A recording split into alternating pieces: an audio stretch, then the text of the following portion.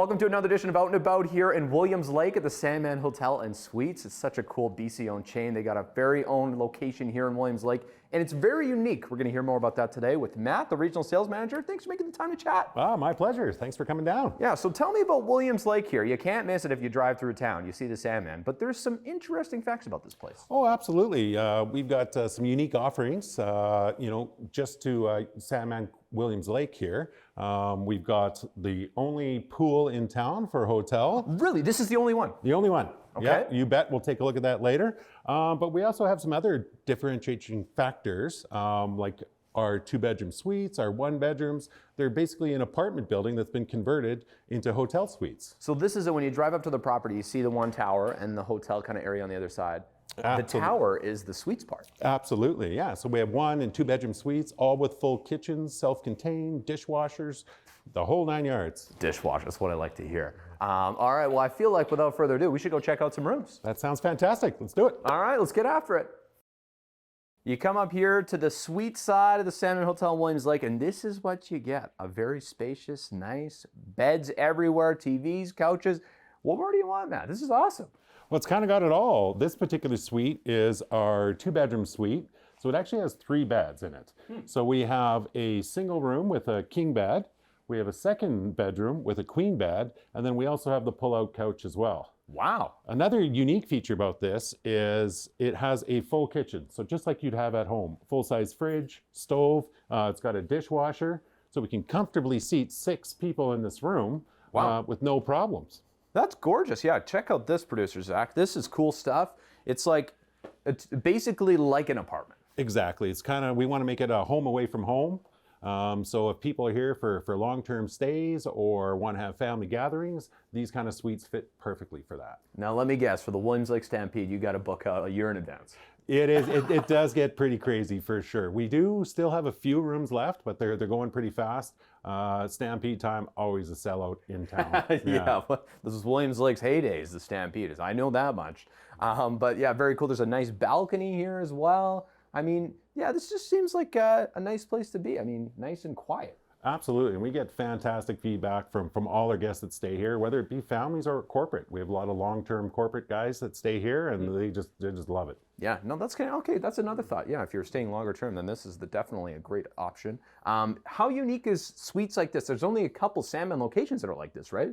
Very true. I mean, originally this was an apartment building, so all the rooms are regular apartments that have been converted. So that's one unique feature, and of course, along with the pool, just a quick shot down the elevator and you're down into the pool. So we've kind of got everything covered. All right. Well, I feel like there's a certain manager we should talk to next. Absolutely, yeah. Kieran, who's doing fantastic here. We'd love to introduce him. Okay, I hear he's the star of the show here in Williams Lake, so we're going to go talk to him.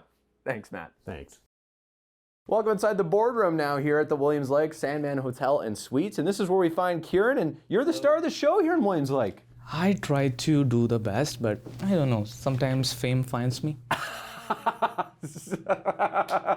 Okay, so tell me a little bit about yourself. How did you end up where you are today here at the Sandman? So before working for Sandman, I was working in Calgary. During that time, I was working as a general manager for Calgary Downtown Holiday Inn Express. And I have been, I would say Sandman family, since the time I've started with the company, they've been exceptional. It actually feels like a family more than just a company. Oh. And that's the same thing that I hope to inspire to my fellow team members too. The same way how they have made me feel good, I want to make them feel good. And it's an amazing property. Actually, this is one of the first Sandman that was built in 1973. Wow, this is one of the first? Wow. Yes. Because I know the first famously is in Smithers, but wow. 6 years after that was built in here. It's been part of the community for a long time. Like, it has a huge role with the people locally too. Mm-hmm. And working each day is kind of like beyond the job. You need to actually have something that would actually make you feel good as a person, right? This is what it is for me. Oh my goodness. That's awesome. That is great to hear. The Sandman, I mean, they're like part of our family here at CKPG too. So it's awesome to hear that the team members, everyone, just just like a big family. The other thing I was going to quiz you about here, Karen, because there's lots of exciting things happening here at the Sandman Williams Lake, including some renovations you got planned. Yes, indeed, sir. We are planning for a renovation that will be starting September. Hopefully, if everything is going like as per our plans, we are hoping to get the renovations done within like an year or two-ish. Once that is done, we will have exceptional like rooms that are actually up to date, because we are our product is a little bit aged. But at the same time, it is taken care of well in an amazing way. And the staff here, my team, they make my job so easy. And they take care of the guests so that when guests come here, they have nothing to worry about. But renovation will definitely help us. I like it. So much excitement. I feel like there's only one way to celebrate the end of this feature. What do you say, the pool? Yes, sir. Okay. I hear you like swimming. I try. And now something to celebrate here at the end with Kieran and Matt all together here at the pool, because it's the only one in Williams Lake and Hotel. Absolutely it is. It's crazy. What, do you get any interesting facts? I don't. Other than it's wet. It's wet. Okay, well, this is good. I want to test out the temperature. It feels just like it's ready for us to maybe take a nice little vacation swim. Absolutely. Heated year-round, so great in the winter. Just below ground level, so nice and toasty, cool in the winter. Yep. Or warm in the winter. There you go. And cool in the summer. There you go. We get a little bit of everything here at the Sandman Hotel Group. This has been another Out and About edition here in Williams Lake. Thanks so much, guys. Out and About on CKPG Today is brought to you by the Sandman Hotel Group. When you're next out and about, experience true hospitality at a Sandman.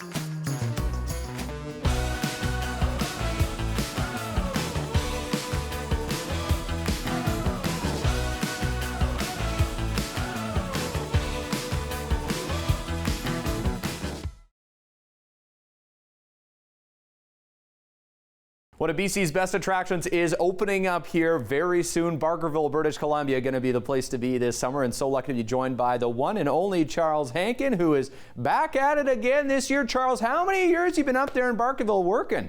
Oh, goodness me. I have been here since the beginning in 1862, but speaking in terms of your time, 19 years. This is my 19th year here in Barkerville.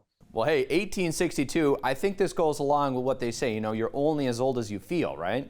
That's right, and I feel very young today because I'm very excited that we are going to be opening up Barkerville for our main season very soon. So talk to me a little bit about the main season this year. Opens here just at the end of May, as per usual, and people have a lot to be excited about this year.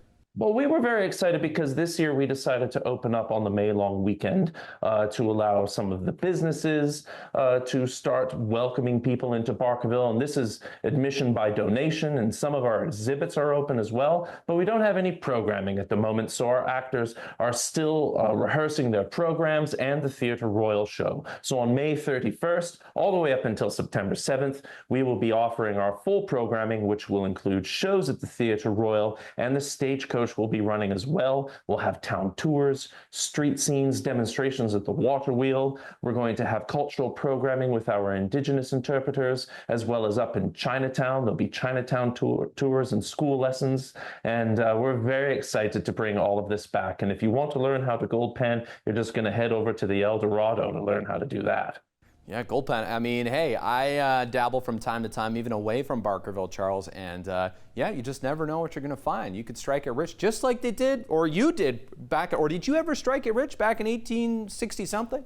Well, I'm glad you bring that up because I am a partner on the Parker and Company claim, and I was there with our other partners on August 17th, 1862, when we struck gold at 52 feet, just below a very hard layer of blue clay. And in the next 10 hours of digging, we pulled up 128 ounces of gold. Just getting started as well. Yeah, imagine. I wonder if you can try and get fair market value for that in 2025 here. Imagine what that would be. Well, pure gold in my day is $20 an ounce. In your day, it's much higher. Much more than that.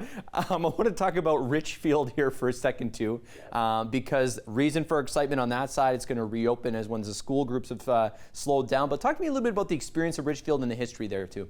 So Richfield is a town that was originated before Barkerville, and it is a half-hour walk roughly from the end of Chinatown. Many people wonder, why on earth is the courthouse so far away from the town? Well, that is because we were mining up there before we struck gold down here in Barkerville. Unfortunately, during COVID, things slowed down up in Richfield, and then the building needed some maintenance. But now the building is ready to go, and we are going to start sending our judges back up there on the weekends, starting the weekend of June 28th. And we're going to see about growing that back out. But we're going to start on the weekends for now because those judges still need to come down to perform in our Theatre Royal show. There you go. I was going to say, so if you wonder why the judges are a little grumpy, well, it's the half-an-hour walk, I guess. It's a half-hour walk, yeah. And when you have to do it every day, it does catch up to you, especially when you're over 150 years old. Well, this is it. But they don't make them like they used to, Charles. That's for sure. True. It's very true. Hard work in my day. Very hard work. I don't envy you there. I'm glad we have computers and technology. Otherwise, I'd be a dead man for sure back in Barkerville. But the other thing I wanted to touch on here, of course, is Barkerville's opening. Not only can you go when you want on the weekends for programming here throughout the summer, but there's also some key dates to touch on as well. Is the first one, I guess, Dominion Day? Is that kind of the first? Our Dominion Day celebrations. Did you know that Barkerville hosted the very first Dominion Day, or what you call Canada Day celebration, in the entire world on July 1st of 1868, a full 3 years before British Columbia joined with Canada. So, we beat them to their own party, and this inspired what we now know as Canada Day. So we continue to celebrate Dominion Day here in Barkerville. And then we are going to have our Indigenous People celebration on August 16th. Folks from Indigenous communities all around the region, all throughout British Columbia, come here to join us to share stories and dances. And that's going to be happening just at our Mitlight Iscombe Pavilion. We also have an artist market, and there will be free bannock that day as well. And we also have our Chinese Mid-Autumn Moon Festival, and that is happening the week after on August 23rd. And that is a very popular event. There's a lantern parade. There's also games for all ages. There's a special show showcasing Chinese culture up at the Theatre Royal in the evening. There's a buffet at the Lung Duck Tong restaurant. There's mooncakes. And then we're closing down our programming on September 7th, but our campgrounds are going to remain open all the way until October 1st. Awesome. Yeah, lots to look forward to at Barkerville. I did just want to touch on this too here, Charles. It must be nice to be open, excited for another year, kind of hit the reset button, I guess, if you will, after last year, which I'm sure even for a guy that was, busy in 1862, it probably puts a little bit of extra gray hair on your head with all the wildfires and stuff. So it must just be nice to start off another year here. Yes, it is. And, last year was pretty touch and go for a while there. We were closed down for 12 days due to the Antler Creek forest fire. And we had to postpone the Indigenous People celebration and the Chinese Mid-Autumn Moon Festival. Again, both of which had funding to us from the BC Festival Fairs and Events, which we were able to use this year. So they are also supporting those two events this year. And so we are bringing those back. And it will be a very special showing of those events because they were postponed last year for the first time in a very long time. So we're very, very excited for that. No doubt. Well, hey, you got to go celebrate Barkerville because, as we learned last year, you don't know what you got until, it's in jeopardy. And then everyone is like, oh my goodness, I should be going to Barkerville. I should have gone there already. So people will get their chance once again this year. So lucky to head up there and visit ourselves here on the show in just a little bit. So stay tuned for that feature. But Mr. Charles Hankin, I just want to thank you for your time today and wish you all the best. I mean, I hope this year pans out for you. Thank you very much. And I just want to say a final thank you to Osisko Mining Development, whose support is helping us put on the Theatre Royal show right when we open and allowing the actors to rehearse right now. Awesome. Well, thanks, Charles. And happy season. Thank you. Miss an episode? That's okay, life gets busy. We get it. Or maybe you didn't miss anything, but you're here to watch that one feature again because honestly, it was that good. No judgment. Here's the good news. You can relive every moment of the CKPG Today show whenever you want. Head over to ckpgtoday.ca, click on the Today Show tab, and voila. So grab some snacks, kick back, and binge away because let's face it, life's too short to miss out on great local TV.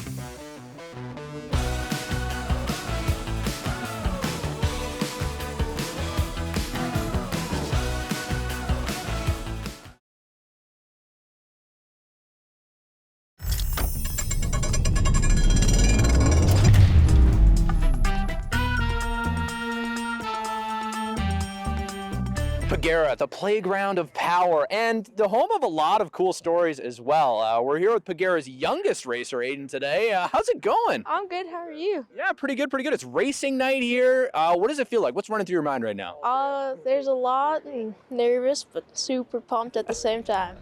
What is a racing night? Do you have a ritual that you go into before you get into the car? Keep her clean, drive safe, and drive her hard. Okay, I like it, I like it. Legends car is what you race here. Yeah. What's it about a Legends car that's so cool? These things go really fast. Yeah, I started in karts at 8, and I have gone up to legend cars, and they're so much different. You have to learn stagger and all the stuff, suspension-wise. Okay, expand on all the stuff here. For a non-racing person, what does this look like? Is it like me driving my Honda Civic or no? Not really. Okay, so what's different? Tell me what's different. Well, they're a purpose-built race car. It goes through a lot. We have professional race shocks on it, arms, and this is a purpose-built, so. Okay, and you've been racing this ever since you started, this particular car behind us? I started in a other car just to get my feet wet, and this is a full dunk. So. Okay. How old are you again? I am 13 years You're old. 13 years old, so you're not even close to getting your learner's license, but you're out here on the speedway, doing your thing. How fast do these things go? It was anywhere from, you can get them up to 130 at a road course. So. Whoa, okay. What is it about racing for you? Why'd you start racing? Well, I'm a third generation racer. My grandpa was into it, my dad was into it, and I guess I just fell into it. Just fell into it, you love it. What would your hidden secret be on the track? These things, they don't have power steering, right? No. Okay, so what's your secret to keeping her on the track? There's a certain strategy, passing all that. What's your secret? Focus on your line and keep it clean. Okay. I like that a lot. I can't wait to watch your race here. We're going to show a bit of that on the show. And for those wondering, this car, number 88, is there significance to that for you? Well, it was my dad's number since he was a kid. So just thought, keep the generation going. I like it. This kid, pretty cool. Pagera, also pretty cool what they do out here. Thanks for making the time for us today, and good luck racing. Thank you.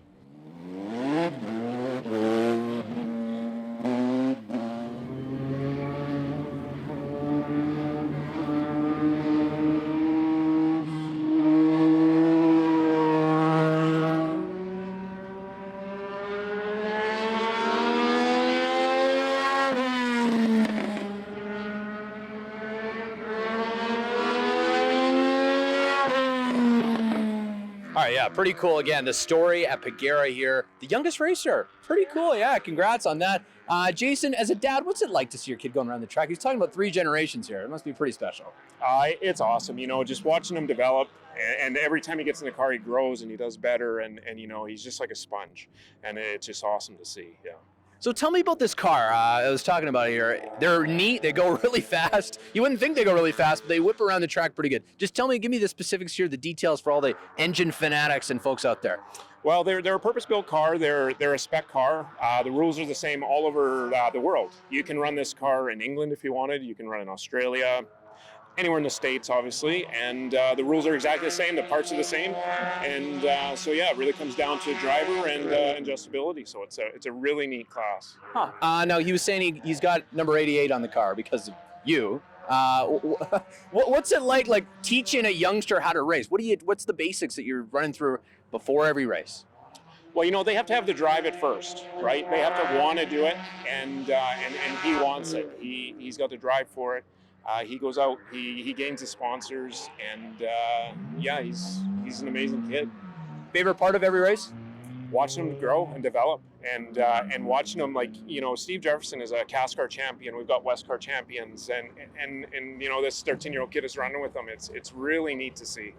Okay, and last for you, what is a thing, if you're in the stands watching these cars go around, what's the thing you think people should appreciate the most of what you guys are doing on the inside?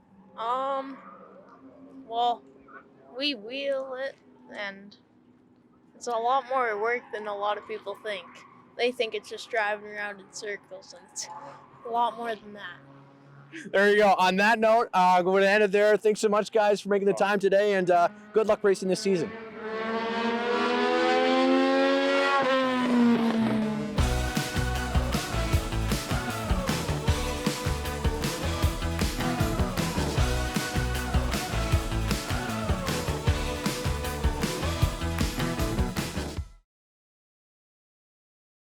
It's funny how many different businesses move around. It was Canadian Tire or The Brick. All these businesses have had multiple locations. Hudson's Bay, will they have another one? Well, maybe, I don't know.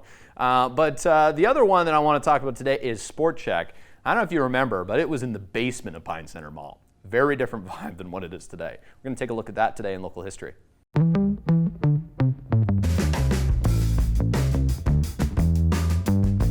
Taking a look back to the year that was 2002, Pine Center Mall, in a bit of a different era because the basement of it, where Dollarama is now, it was being transformed into Sport Check. Yes, you heard me right.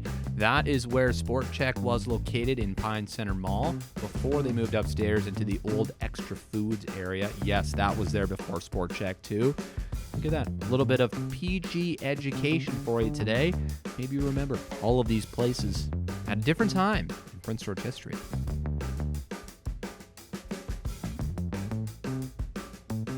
Yeah, Sport Check, they've come a long way. They say they started from the bottom, and well, anyway, I'm not going to quote more Drake songs, but thanks so much for watching today, folks, and hope you learned a little something today on the show. That's always the goal. Enjoyed yourself, made you laugh at least once. Mission accomplished. Thanks so much for watching. We'll see you for more good stuff on the show tomorrow. Bye for now, folks.